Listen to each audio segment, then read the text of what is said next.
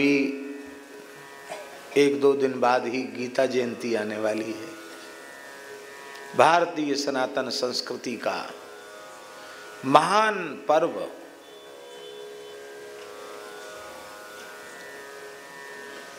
वैदिक सनातन धर्म के समस्त ग्रंथों को कोई कहे कि एक ग्रंथ के रूप में कहो तो वह एक ग्रंथ है श्रीमद् भगवद गीता। एकम शास्त्रम देवकी पुत्र गीतम। देवकी पुत्र गीतम एकमेव शास्त्रम। भगवान के मुखारविंद से निःसृत गीता सुगीता कर्तव्या किमन्यैः शास्त्र विस्तरैः या स्वयं पद्मनाभस्य मुख पद्माद विनिसृता। इसलिए गीता भगवान का वांग्मय स्वरूप है, परब्रह्म की वाणी है गीता। श्रीमद् भगवद गीता ईश्वरीय वाणी है। इसको प्रमाणित किया जा सकता है। आज समग्र विश्व के विचारक, भले ही वे विभिन्न मत पंथों के हों, वे स्वीकार कर रहे हैं कि मानव जाति का समग्र मानव जाति का अत्यंत सहजता और सरलता से परम हित करने वाली श्रीमद् भगवद गीता है। हमारे कहने का आशय ये है जिसमें मनुष्य मात्र के कल्याण की बात कही गई है, वही वाणी ईश्वर की वाणी हो सकती है। जो भेद शून्य हो, भेद रहित हो, जिसमें जीव जगत के परम कल्याण की बात कही गई हो, वो ईश्वरीय वाणी है।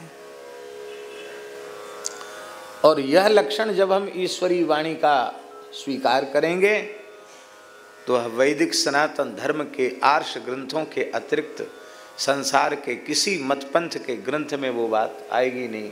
कहीं न कहीं कोई न कोई बात ऐसी आ जाएगी जो पक्षपात वाली है, भेदभाव वाली है, ये लोग बुत परस्त हैं। अब उन सब बातों को कहने की कोई आवश्यकता नहीं है। और इनको समझाओ और ये तुम्हारी बात कबूल न करें तो तलवार की नोक पर इनको समझाओ। फिर भी न समझते हो तो उनका कत्लेआम कर दो, उनके धार्मिक स्थलों को नष्ट भ्रष्ट कर दो। उससे तुम्हें क्या मिलेगा?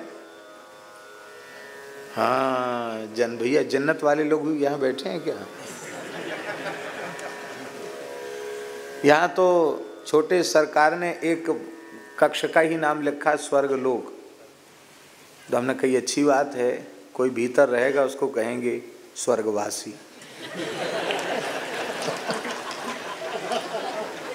भाई स्वर्गलोक में रहने वाले को हमारे यहाँ स्वर्गवासी कह देंगे।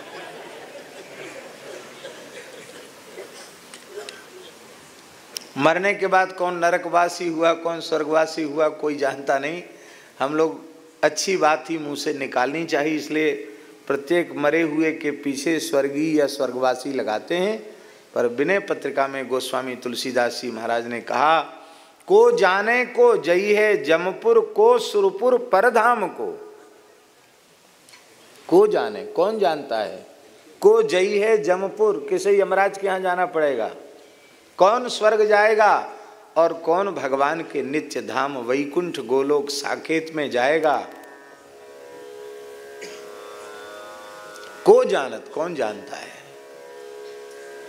तुलसीदास जी कहते इसकी परवाह छोड़ दो, तुलसी मोहि भलो लागत जग जीवन राम गुलाम को।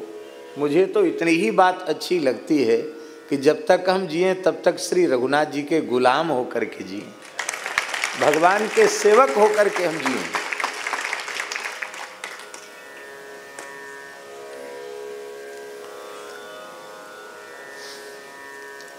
गीता साक्षात परब्रह्म की वाणी है, पर वेद श्वास प्रश्वास है। तो जब भगवान सदा सर्वदा से हैं तो भगवान का श्वास प्रश्वास भूत वेद भी सदा, और उन भगवान को, जिन भगवान की श्वास प्रश्वास से वेद प्रकट होता है, उन भगवान को जब विवक्षा हुई, बोलने की इच्छा हुई, तो वो वेदात्मा जो भगवान है, उन वेदात्मा भगवान का वेद का सार सर्वस्व ही श्रीमद् भगवद गीता के रूप में प्रकट हुआ।